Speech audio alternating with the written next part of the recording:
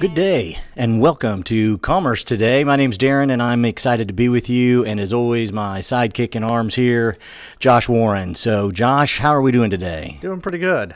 Yeah. All right. Well, it's been a little bit frantic as we've put some things together, upgraded some things and moved some things around. And that kind of brings us to our topic, upgrading and moving some things around. Well, it's not really exactly our topic, but our topic is 2023 or 2024 even, the year of e-commerce replatforming. So, wow, replatforming, that's a big deal.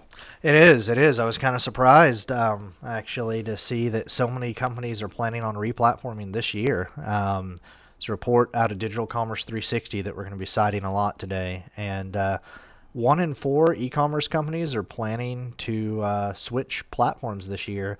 That's the highest percentage I can recall ever seeing in that report. Wow.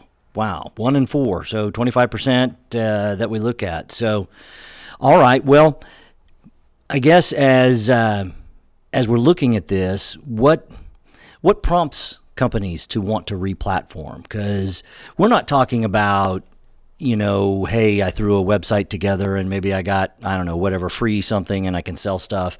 We're talking big, millions upon millions of online revenue that's being influenced and controlled and managed through this. So what are some of the causes, or what makes somebody want to do this? Yeah, it's a good point.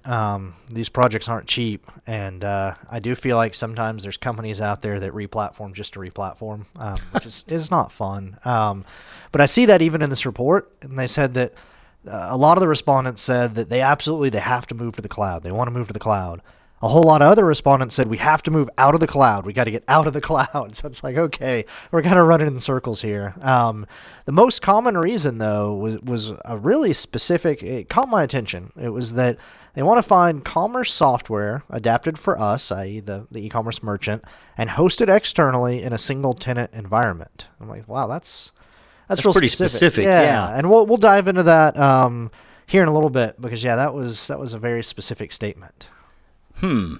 So it's funny, as you were saying earlier about they replatform just to replatform. I guess it caught my eye, or I should say caught my ear. Caught my ear in thinking about the old, big SaaS platform, the Oracle. Hey, we're gonna do Oracle, or we're gonna do whatever great big ERP. And then I started to think, well, gosh, do they just have what? $1 million, $2 million just burning a hole in their pocket that they want to throw away? They'd get a lot of Corvettes. Yeah, there you go. Yeah, well, there's a company I worked with. Goodness, this has been 5 or 6 years now, and they replatformed 3 or 4 times in the span of just 2 or 3 years. But in their case, they were growing incredibly fast, and so they started out on really a platform that was too small. Then they basically, to get out of that situation, they had to make a quick decision. They didn't make probably the best decision because they were in a hurry. Make it a hurry, yeah. Then they found the perfect platform for them until I think they either 10x or 20x the company in the span of about a year. And so, again, Another move. That's not your typical example, though. I would say typically, companies are changing maybe every 2, 3, 4 years. They'll replatform. And a lot of those, and even in that example, a lot of it comes down to control. They want more control over their e-commerce platform. And oftentimes when you're first starting out, you're puzzled. Yeah. My question is, how do you mean on that? So when you say control, I guess, how do you mean? Yeah, so I'm basically referring to the ability to have more direct control or influence over the platform itself. And so with some of these platforms, especially if you start out with a less expensive platform, sometimes you can't control as much of the e-commerce experience. However, sorry, we just realized we forgot to start our timer. We're probably going to talk for an hour. Hope you all enjoy it. Yeah, welcome. That is the funny looks in the studio here. Welcome to the fun. So yeah, but anyway, back to why they change. Control, probably an easier one to explain is cost. Basically, sometimes people will sign up for platforms and realize that they signed up for a platform that was either too inexpensive, too expensive, didn't really meet their cost needs. What I'm seeing a lot of right now is companies want to switch to platforms where they can scale their IT investment. So basically a platform that they're not going out and buying a server. They are using resources in the cloud that they can scale up or down to control and vary that cost. Gotcha. Okay. That makes sense. Well, all right. We've talked about kind of why they do it and those pieces of it, the flexibility, compliance, all of that. Well, I haven't talked about the compliance yet. Oh, And all right. that's the part I know you're always excited when I bring up compliance. Oh, yeah. I am. And this one surprised me. Yeah. I was like, why would you switch e-commerce platforms due to compliance? And it's all really down to our friends in the European Union and that wonderful GDPR. There is a concept in that called the right to be forgotten, which basically means a consumer can request to be completely removed from your system.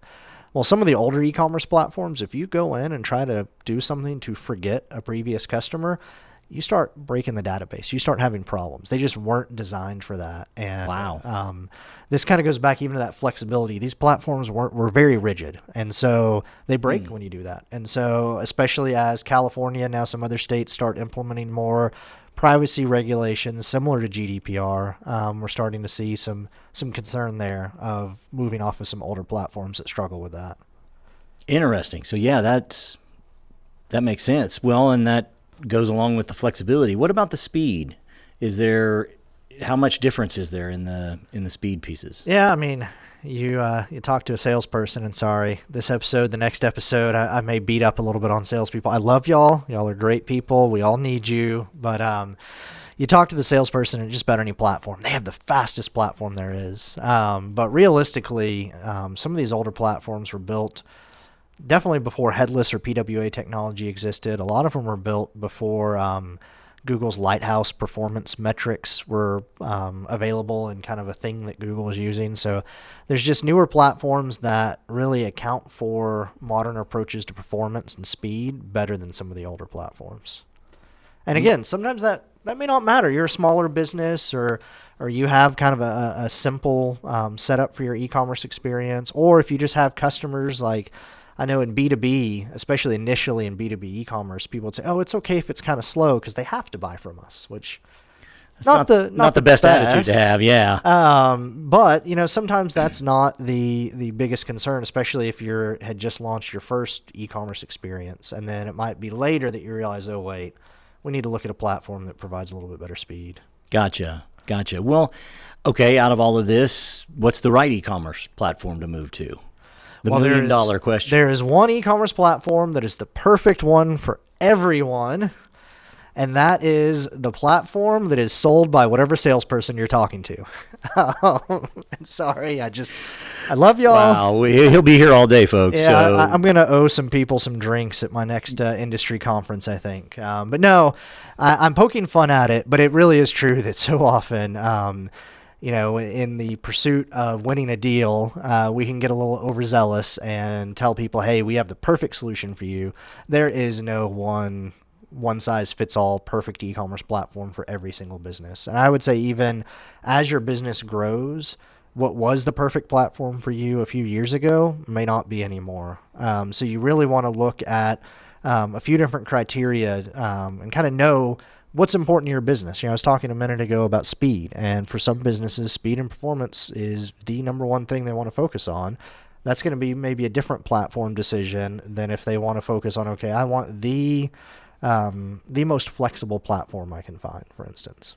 So, okay, besides, all sales questions aside and salespeople aside here, as a merchant is looking at this and looking at trying to find the right e-commerce platform, is there, and I'm putting you a little bit on the spot here, Josh, you do have permission to say, I will, the nameless will remain nameless here, but I guess is there some directions you might encourage merchants to go based on maybe what they see as their criteria or what they see as most important? I mean, one of the simple things is there's a pretty, and I don't even, now I'm going to get myself in trouble, but there typically is some differences in the size of the number of SKUs that you have and the number of products and the complexity of, is there customization? I mean, just because you can buy the exact same shirt, it could be 8 zillion colors and all these different things. So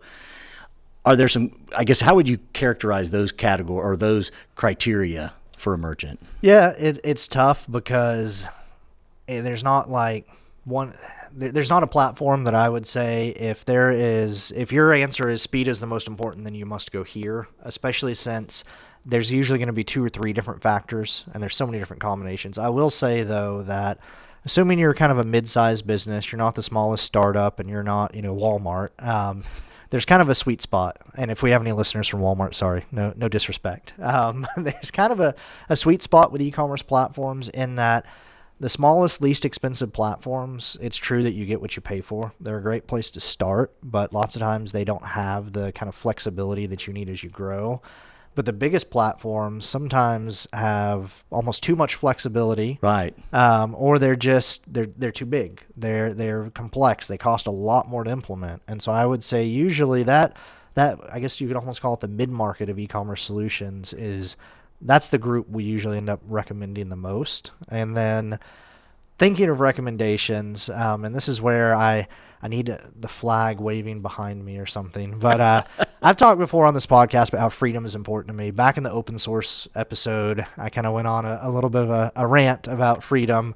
And I would say, no matter what, look for a platform that provides freedom. And I know that sounds a little odd. Not a political statement, not political freedom, but more of the freedom of your data, the freedom to be able to import and export things, the freedom to customize the code.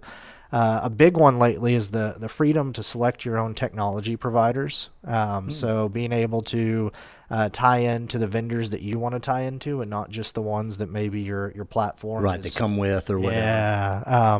And even also the freedom to scale up and down as you need. And I think that's another item where platforms love to help you scale up, but if you start asking about scaling down, sometimes that's a little bit trickier.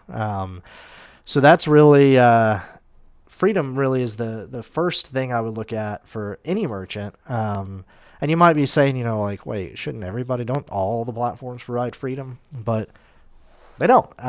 It's expensive. It requires, if you're trying to build one platform for 100,000 different companies, you can't really build a lot of freedom and flexibility into that. You have to pre-select things. Otherwise, just technologically, it just gets too big and too expensive. Well, Josh, I'm going to pause you there for just a second because I was going to make a joke out of this. I'm going to be funny here in the fact that I'm hearing a question because of what you said of somebody that's listening, watching this, and all of that. But you talked about scaling down. Mm-hmm. What would be a situation? What situations would a merchant scale down? Well, there's the sad ones. There's your business is contracting, which that is it's reality. It is a reality. However, the happier scaling down, and this is something that we've done for some of our clients, is depending on how your site was originally implemented, there may have been under-optimized. It might not have been optimized as well as it could have. So it might be using more server resources, cloud resources than it really ought to. And so you can end up spending some time and money resolving some technical debt and actually reduce your server bill or your hosting bill just by optimizing the site. And so that's the point where you would say, hey, used to we needed 96 CPU cores. Now we only need 48. Some places, some setups, some approaches would do that, and some won't. Some will say, well, you signed a contract for 96. Okay, and another, I guess the one that I was thinking of, or the one I thought you might mention, and maybe you kind of did, but I was thinking more of a situation where maybe you realize, your product line has become really 2 brands or multiple brands where it makes sense to split it off and to have its own site on its own, have its own branding, own control, freedom, flexibility, all of those things. And so that might be an area where you might end up overall maybe growing, but yet that one site or that one scenario would be a scale back because you're going to scale a small scenario up in another way. Mm-hmm. So that was just kind of my thoughts. Yeah. So I guess a question that we have here is, why wouldn't an e-commerce platform provide freedom? I mean, what prevents them, or what would keep them from doing something like that? Yeah, and that's where that kind of level of technical complexity comes in. They may not want to because of how expensive it is. Sometimes, though, it's also just an intentional decision. They basically decide, hey, this is our target market. We want to sell to a whole lot of companies that are exactly like this, so we don't want to provide that level of freedom. So, okay. Well, $1 million question as we kind of bring this in for a landing. Should I change my e-commerce platform in 2023? I think our team would love for me to say, yes, everyone go out, immediately change platforms. But no, please don't change platforms just to change platforms. Just because, it's actually 27% of companies are changing platforms this year. 76% are spending more money on e-commerce technology. Just because they do it doesn't mean you need to do it. I would say, and I know Darren's been telling me all day that I'm sounding like a dad. I'm using my dad voice and my Yes, he is. dad expressions. So just because everyone else is jumping off a cliff, but no, don't change platforms. If your current platform is meeting your needs, stay with it. But if it's not, then yeah, this is a great year to look at replatforming. And there's probably some things you can do to even better utilize that platform, and there are companies and people like Josh that can help you with that, and that we can put together and make that all come together. So those are some things you can do. Is there anything kind of as we wrap this up on replatforming? What's your thoughts? Last thoughts?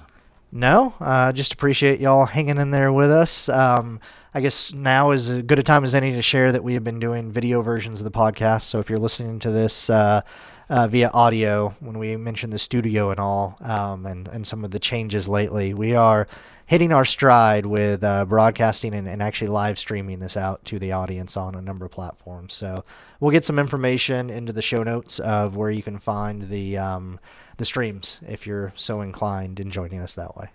Excellent. Well, we hope you do that. And as always, we really appreciate you being with us today. Josh, fun as always, and we will catch you all next time. Take care.